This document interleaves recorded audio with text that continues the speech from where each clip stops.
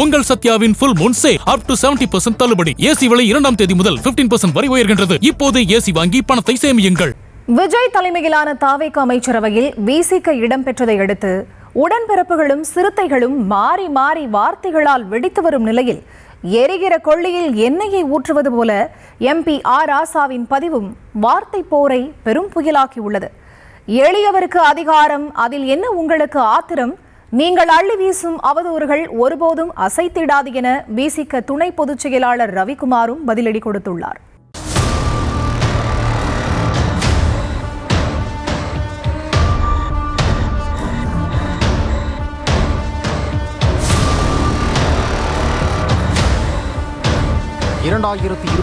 சட்டமன்ற தேர்தல் நடந்து முடிந்து 1 மாதமாகியும் அரசியல் பரபரப்பு மட்டும் இன்னும் அடங்கவில்லை.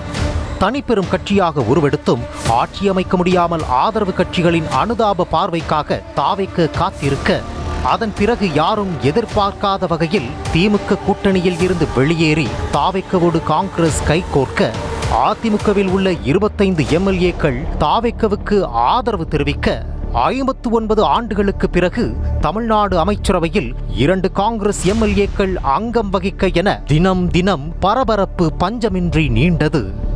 இதற்கு மத்தியில் அமைச்சரவையில் பங்கேற்க விசிக மற்றும் இந்திய யூனியன் முஸ்லிம் லீக் கட்சிக்கு அழைப்பு விடுத்தது தாவேக.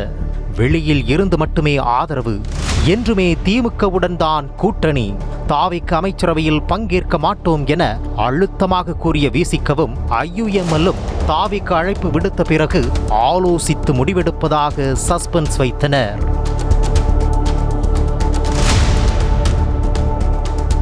ஆட்சியில் பங்கு என்பதுதான் நமது அடிப்படை கொள்கையே.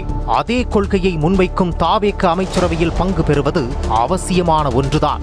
அதில் எந்த தவறும் இல்லை என ஆலோசனையின் போது முக்கிய நிர்வாகிகள் அனைவரும் ஒருமித்த கருத்தையே முன்வைத்தனர்.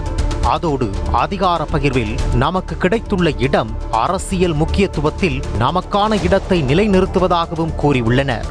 அவர்களின் கருத்துக்கு உடன்பட்ட திருமாவும் அமைச்சரவையில் பங்கு பெறுவதாக அறிவித்தார். அதேபோல் 1970 இருந்தே திமுக கூட்டணியில் உள்ள இந்திய யூனியன் முஸ்லிம் லீக் கட்சியும் இதுவரை அமைச்சரவையில் இடம்பெறாத நிலையில் தாவேக அமைச்சரவையில் பங்கு பெறுவதாக அறிவித்தது.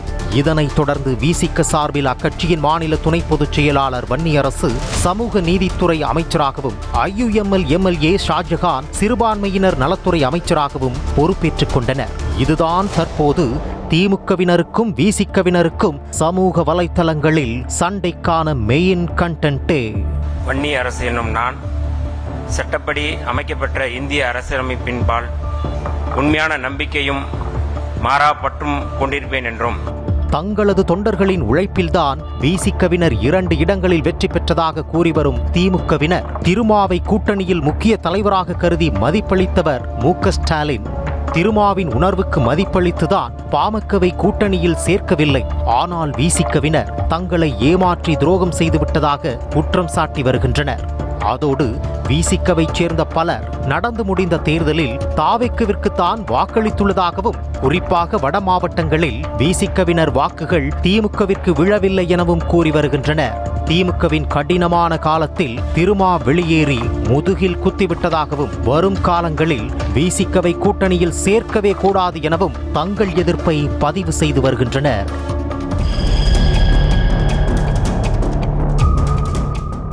அதேபோல் விசிகவினரும் தங்கள் கருத்துக்களை பதிவிட்டு வருகின்றனர். தானும் தரமாட்டேன், யார் தந்தாலும் விடமாட்டேன் என்பது போல் திமுகவும் ஆட்சியில் அதிகாரம் கொடுக்காது, அப்படி அதிகாரம் கொடுக்கும் தாவேக அமைச்சரவையில் பங்கேற்றாலும் விமர்சிப்போம் என்பது எந்த வகையில் நியாயம் என கேள்வி எழுப்பும் விசிகவினர், தொகுதி பங்கீட்டின் போது விசிகவை திமுக முறையாக நடத்தவில்லை எனவும், தேர்தல் பரப்புரையின் போது விசிக துண்டை போடக்கூட திமுகவினர் அனுமதிக்கவில்லை எனவும் குற்றம் சாட்டுவதோடு, வட மாவட்டங்களில் விசிக இல்லாவிட்டால் திமுகவால் வெற்றி பெற முடியாது எனவும் கூறி வருகின்றனர்.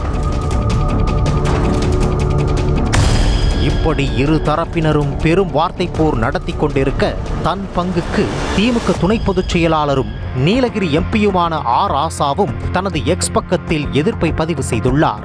முன் ஏற தரப்பட்ட ஏணியும் மூட சாதியை நொறுக்க வேண்டிய சிறுத்தையும் வெறும் விசில் சத்தத்திற்கு முட்டுக் கொடுக்குமென்றால் பூ முடித்தவனை புறந்தள்ளி வேறிடம் தேடுவதில் தவறில்லை.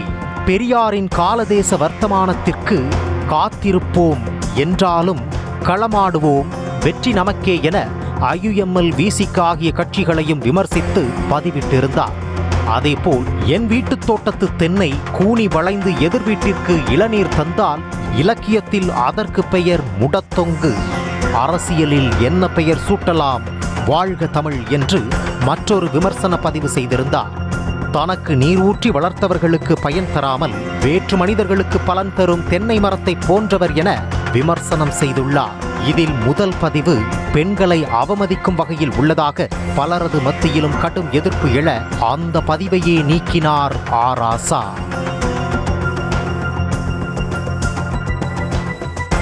இதனிடையே ராசாவின் இந்த 2 பதிவுகளும் VCKவினர் மத்தியில் கொந்தளிப்பை ஏற்படுத்தியுள்ள நிலையில், எங்களை விமர்சிப்பதற்கு முன் கூட்டணி கட்சிகளை வெறும் வாக்கு வங்கி ஏணியாக மட்டும் பயன்படுத்திக் கொண்டு அவர்களின் உழைப்பை சுரண்ட நினைத்த உங்களின் சுயநல புத்தியை போய் கேள்வி கேளுங்கள் என அக்கட்சியினர் பதிலடி கொடுத்துள்ளனர்.